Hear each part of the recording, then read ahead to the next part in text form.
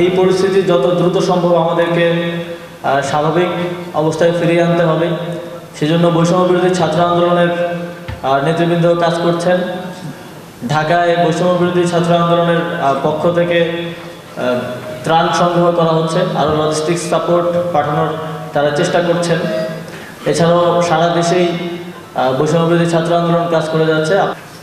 ঢাকায় সবাই ত্রাণ সংগ্রহ করছে, কিন্তু ফেনী সহ দুর্যোগপূর্ণ এলাকাগুলোতে এখনও অ্যাক্সেস করা যাচ্ছে না বলে সেগুলো এখনও হোল্ড করা আছে। পানি যেহেতু নেমে যাচ্ছে কিছু কিছু জায়গায়, পানি নেমে গেলে সেই ত্রাণগুলো এদিকে পৌঁছে দেওয়া হবে। আপনারা এই ত্রাণ বন্টনের ক্ষেত্রে তাদেরকে সহযোগিতা করবেন, যেহেতু আপনারা এই অঞ্চলগুলোর অবস্থা সম্পর্কে ভালো জানেন এবং মাঠ পর্যায়ে কাজ করছেন।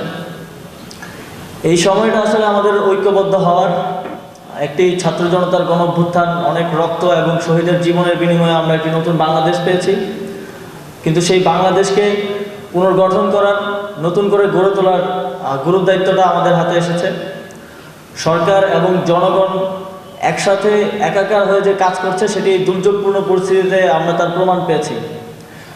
সারা দেশে আমি কখনো দেখিনি কিংবা শুনিনি যে এরকম একটি দুর্যোগে দেশের প্রত্যেকটি পক্ষের মানুষ একসাথে হয়ে কাঁধে কাঁধ মিলিয়ে কাজ করছে। এটি একটি আশার আলো দেখায় আমাদেরকে যে সামনের নতুন বাংলাদেশ গড়তেও আপনারা এভাবেই সহযোগিতা করে যাবেন এবং জনগণ এবং প্রশাসনের মেলবন্ধনের মধ্য দিয়ে আমরা বাংলাদেশকে একটি নতুন পথ দেখাতে পারব। আসলে আমাদের অর্থনৈতিক অবস্থা খুব ভঙ্গুর পর্যায়ে আছে। এই আন্দোলনের আগেই ছিল, আপনারা জানেন, রিজার্ভ খুব কম ছিল এবং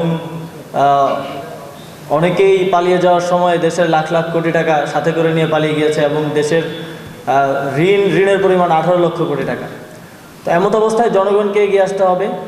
সেই জায়গা থেকে আমরা একটা ক্যাম্পেইন আকারে এটি করছি।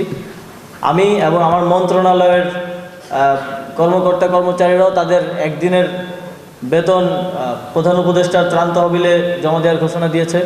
আমি আমার 1 মাসের বেতন প্রধান উপদেষ্টার ত্রাণ তহবিলে জমা দেওয়ার ঘোষণা দিয়েছি এবং সকল পক্ষের কাছে আমাদের এই আহ্বানটা থাকবে।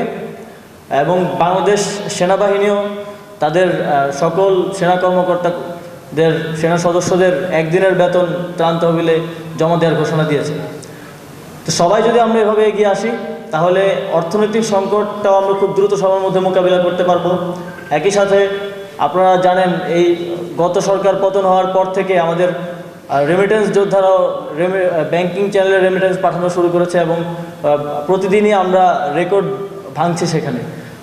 তো প্রবাসীদের কাছে আহ্বান থাকবে, দেশের এই সংকটকালে সব দিক থেকে আমাদেরকে এগিয়ে আসতে হবে। শ্রম দিয়ে, অর্থ দিয়ে, যেভাবে পারা যায় দেশের জন্য অবদান রাখতে হবে।